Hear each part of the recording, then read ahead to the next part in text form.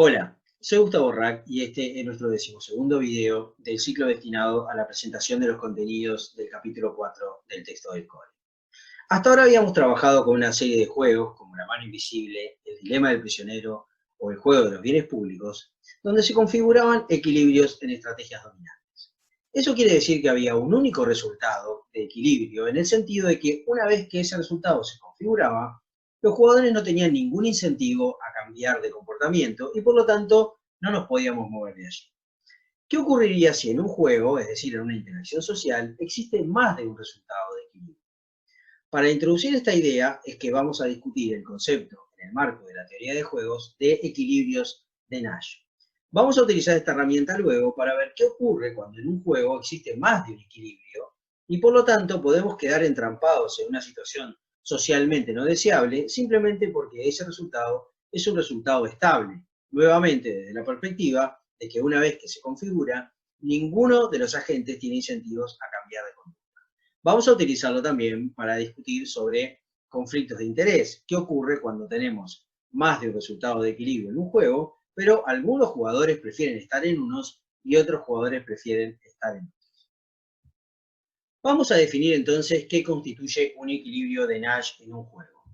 Un resultado de un juego va a ser un equilibrio de Nash del juego siempre que en dicho resultado cada uno de los jugadores esté jugando su mejor respuesta a las estrategias que puedan estar jugando los demás jugadores. Eso quiere decir entonces que si cada jugador está haciendo lo mejor que puede hacer frente a lo que están haciendo los demás, una vez que se configura ese resultado, ningún jugador tendrá incentivos a cambiar de comportamiento. Hasta ahora habíamos visto simplemente el concepto de equilibrio en estrategias dominantes. Un único resultado en donde todos los jugadores estaban jugando su estrategia dominante. Dado que jugar la estrategia dominante no es otra cosa que jugar la mejor respuesta a lo que están haciendo los demás, un equilibrio en estrategias dominantes es un equilibrio de Nash.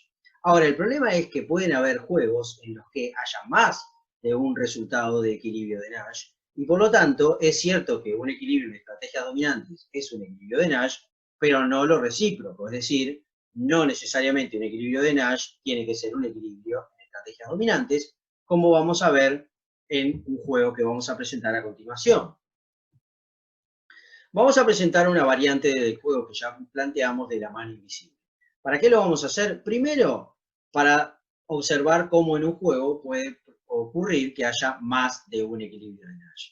Segundo, para romper con la idea de que un equilibrio de un juego tiene que ser necesariamente un equilibrio en estrategias dominantes. Vamos a ver que aquí no hay estrategias dominantes, hay equilibrios y esos equilibrios son equilibrios de Nash.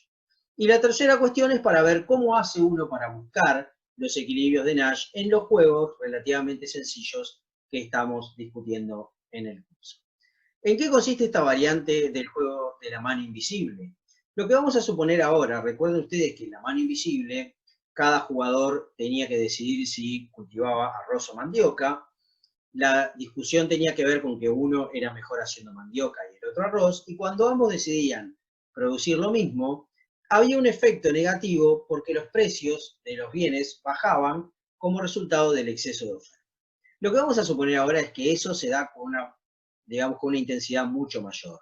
Es decir, si se produce un exceso de oferta porque ambos deciden producir mandioca o ambos deciden producir arroz, los precios caen de manera mucho más drástica y las ganancias de ambos jugadores se ven mucho más afectadas.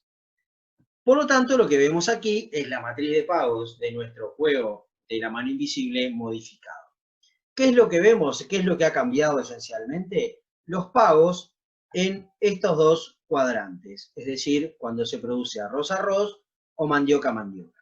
Vean aquí el caso, cuando se produce arroz-arroz, la ganancia de bala, que era particularmente eficiente produciendo arroz, es muy pequeña y directamente la ganancia de anil nula. Lo simétrico ocurre si ambos deciden producir mandioca. La ganancia de bala es nula, porque bala ni siquiera era bueno produciendo mandioca, y anil tiene una ganancia relativamente baja. Vamos a discutir entonces o ver cómo podemos encontrar los equilibrios del juego a partir de la idea de analizar la mejor respuesta de cada jugador a lo que pueda estar jugando el otro jugador. Supongamos que que Bala decide producir arroz, ¿sí? Que esta fuera la estrategia elegida por Bala. ¿Cuál sería la mejor respuesta de Anil frente a esa jugada de Bala? Bueno, si produce arroz gana 0 y si produce mandioca gana 4. Por lo tanto, la mejor respuesta de Anil es jugar mandioca. Lo que hacemos es señalar el pago correspondiente en la matriz de pagos. Veamos qué ocurriría si Bala decide producir mandioca. ¿Cuál sería la mejor respuesta de Anil? Vemos que ahora, si Bala decide producir mandioca, si Anil también produce mandioca, gana 1, pero si decide producir arroz, gana 2. Aquí, la variante respecto del juego de la mano invisible que vimos originalmente, es que el impacto del exceso de oferta es tan alto que incluso en ese caso a Anil le conviene producir el cultivo en el que ni siquiera es especialmente eficiente. Y por lo tanto su mejor respuesta es producir arroz. Vamos ahora a ver las mejores respuestas de Bala frente a las posibles estrategias de Anil. Si Anil decidiera producir arroz, a Bala produciendo arroz ganaría solamente 1 y produciendo mandioca ganaría 2. Por lo tanto, a Bala le conviene producir mandioca. Ahora bien, si Anil decide producir mandioca, la mejor respuesta de Bala es producir arroz y ganar 4 o producir mandioca y ganar 0. Por lo tanto, la mejor respuesta es producir arroz y ganar 4. ¿Qué tenemos aquí entonces? Cuando encontramos un resultado del juego en el que ambos pagos están marcados como una mejor respuesta a lo que está haciendo el otro, hemos encontrado un resultado de equilibrio. Si tenemos más de un resultado del juego marcado como resultado de equilibrio, entonces quiere decir que este juego tiene más de un equilibrio de Nash. Concretamente, este juego tiene 2 equilibrios de Nash. Otra forma de encontrar los equilibrios de Nash en un juego como este, que tiene pocos resultados, es analizar resultado por resultado si, una vez que se configura, ceteris paribus, cada uno de los jugadores tiene incentivos a cambiar de comportamiento. Veamos este resultado. ¿Por qué este resultado no es de equilibrio? Supongamos que se configura este resultado. A todo lo demás constante, Anil tendría incentivos a cambiarse a mandioca para pasar de 0 a 4. A todo lo demás constante, Bala tendría incentivos a cambiar de comportamiento y pasarse a mandioca para ganar de 1, 2.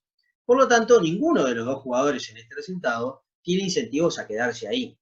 Como el juego es simétrico, lo mismo ocurre si se configurara este resultado. Ahora, veamos qué es lo que pasa, por ejemplo, aquí, cuando Anil está jugando arroz y Bala está jugando mandioca. ¿Tiene Anil incentivos a cambiar de comportamiento? Dado lo que está jugando Bala, si cambia de conducta, pasaría de ganar 2, o sea, si se cambia de arroz a mandioca, pasaría de ganar 2 a 1. No le conviene. Y Bala, una vez que se configura este resultado, dado lo que está jugando Anil, no tiene ningún incentivo a pasarse de mandioca a arroz, porque de ganar 2 pasaría a ganar 1. Es decir, ninguno de los dos jugadores tiene incentivos a cambiar de comportamiento, dado lo que está haciendo el otro. Por lo tanto, ese es un resultado de equilibrio. ¿Qué vemos entonces en el resultado de este juego? En primer lugar, que hay más de un resultado de equilibrio. Llamamos a esos equilibrios equilibrios de Nash, porque cada uno de los jugadores está jugando en esos resultados la mejor respuesta a lo que está haciendo el otro. No solamente arroz-mandioca, mandioca-arroz es un equilibrio de Nash como en el caso anterior, ¿sí? Sino que ahora también el resultado arroz-mandioca también es un equilibrio de Nash.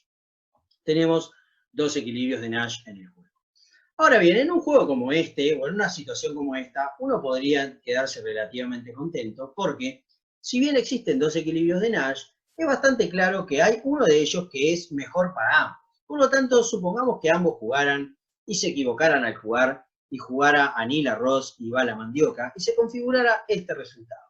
Es bastante razonable pensar que los dos tienen incentivos a juntarse y decir, ¿por qué estamos haciendo esto si podríamos estar mucho mejor si vos te dedicás a producir mandioca, Anil, y yo, Bala, me dedico a producir arroz?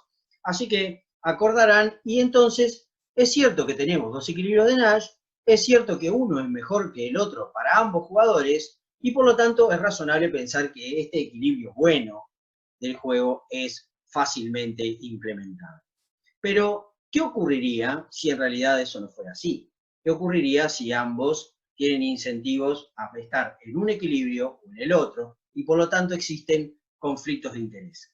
Eso es lo que vamos a presentar en un subsiguiente video.